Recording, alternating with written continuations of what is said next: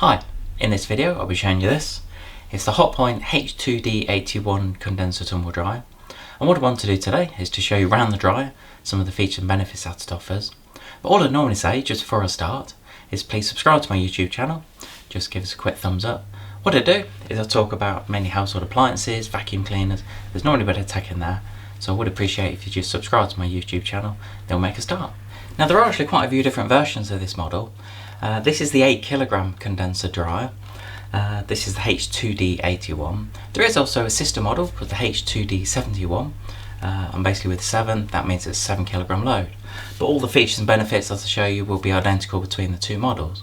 So what you need to do first of all is to make sure that the appliance will fit in the space. Now things like the width are pretty standard, so you're looking just under 60 centimeters or 23.5 inches wide. Things like the height, again, are pretty standard, looking around 85 centimeters or 33.5 inches. Now the main thing that varies with, I suppose, with a lot of appliances, especially washing machines and tumble dryers, are the depth of the machine, so front to back. So if you're looking at just the lid, then you're looking at around 54 centimeters or just over 21 inches. Where if you're looking at the whole of the depth of the machine, so including the door as well, because some people want to put them, say, in a cupboard for some reason.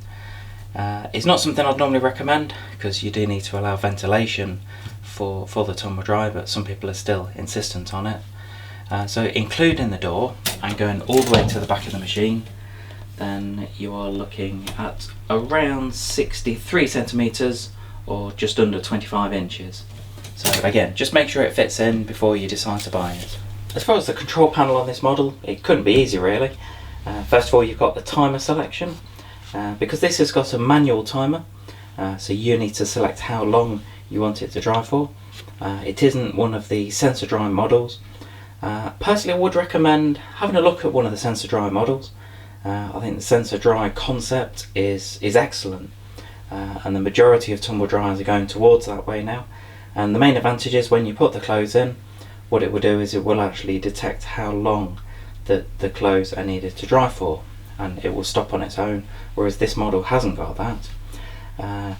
But with this, all you do is you just turn it. It does only go one way, so it does only go clockwise. You can't turn it the other way. So if you decided that you wanted, say, 40 minutes and you just packed it, what you need to do is you need to go back all the way around. But what you'll find is normally for the last 10 minutes that will just be a cooling down period. So at least when it gets to the end, and if you go and take the clothes out straight away, then they're not piping hot. You've got the heat selection button here, so if you wanted the high heat or low heat, then you just press that button in there, depending on which one you wanted. On the right hand side here, you have got an indicator to show you when to empty the container, because of course with this model you do have to empty the water. And while I'm talking about the container, just on the left hand side here, but it's really easy to do. So you just take the container out. You've got an easy carry handle, just as you will find that when it's full it can get quite heavy, so it's really good that they've thought about this. So I suppose you could either carry it like that or just carry it upright, it's up to you. But then when you've finished, when it is empty, then that just pushes back into place. You have got some drying time recommendations, so really depending on the fabric that you're washing. So if it was a full load of the 8kg cotton, then you're looking between 2 and 2.5 hours. If it's only a lighter load, so if it was, for example, delicates, and if it's only a 1kg, then they recommend between 40 and 60 minutes. Of course, it does depend on, I suppose, the spin speed of the washing machine. So if you've got a high spin speed, for example, a 1400, then it can extract a lot more water out than, say, if you've got a 1000 spin machine, and that's why they tend to put the average times on there. You have also got the refresh option. That's basically the last 10 minutes. So if you've had something that's say been in the cupboard for a while and you just wanted to give it a quick refresh rather than putting it out on your washing line, then just popping it in the tumble dryer, selecting the last 10 minutes or the refresh option can just give it a new lease of life. As we move nearer to the bottom of the dryer, as far as opening the door, it's really easy. You just got a nice easy grip handle on the left hand side here. As we open the door, I am pleased to see that Hotpoint have carried on using the metal hinges. As far as the porthole, this is 33 centimeters wide, so it's a nice big porthole to get your clothes in and out of. As far as maintenance on the dryer, there's not a huge amount to do. The first one is this. You just got the filter to clean out. That's really recommended to, I suppose, clean it out after every load. Some people leave it after every 3 or 4 loads, but most people tend to do it either after every load or every couple of loads, I suppose, depending on how much you are drying. The only other thing you need to maintain, just at the bottom of the flap here, is to clean the condenser unit. Now you just got 3 of these paddles, I suppose, to just move. This is the main condenser unit. What you will find is it's normally better just to get say a paintbrush or something, just to clean out any dirt or debris that gets down the side here, and then that just locates at the bottom. And you do need to make sure that you push those back into position, and then you can shut the flap, and then you're ready to go. As I did say, it is recommended to allow ventilation at the front, so just make sure nothing is blocking at the front here. One other thing to point out, that you've actually got a double glazed door, so as well as the internal door, then you've got an outer layer as well. So if you are concerned about, say, young kids going up and touching the door when it's in full operation, when it's hot, then that could be something to think about. I'll just quickly show you around the back of the tumble dryer.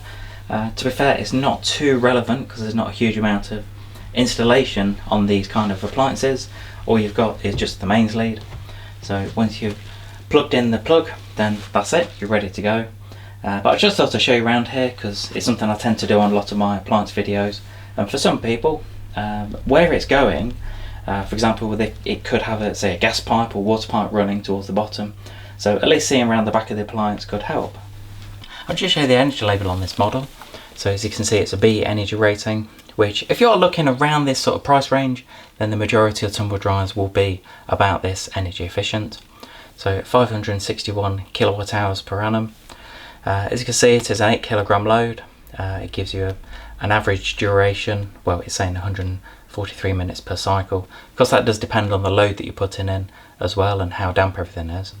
If you are thinking of buying one of these models, or the sister model, the H2D81, then I have provided a couple of links below to show you where to get them at competitive prices. Just a couple of final things to point out. First of all, the guarantee on this. First of all, you've got a 10-year parts and 1-year labour warranty. What that basically means is that if it goes wrong within the first year, then that will be covered for an engineer to come out and sort it out for you. For the next 9 years, what it means is that as long as a Hotpoint engineer comes out, then any parts that are needed should normally be included. So that's something to bear in mind. Also, made in Britain. Hopefully that is a good thing, but I suppose as far as reliability, we'll see if that's a good thing or not. I hope you enjoyed this quick video on the Hotpoint H2D81 Condenser Tumble Dryer. Please give us a thumbs up on a YouTube video, click subscribe, leave any comments below. I do always ask for comments, whether it's good or bad, about the video, what you thought about it. If you have got any questions on it, because there might be some things that I've not covered, then just pop it in the comments and I'll get back to you. Anyway, thanks for watching.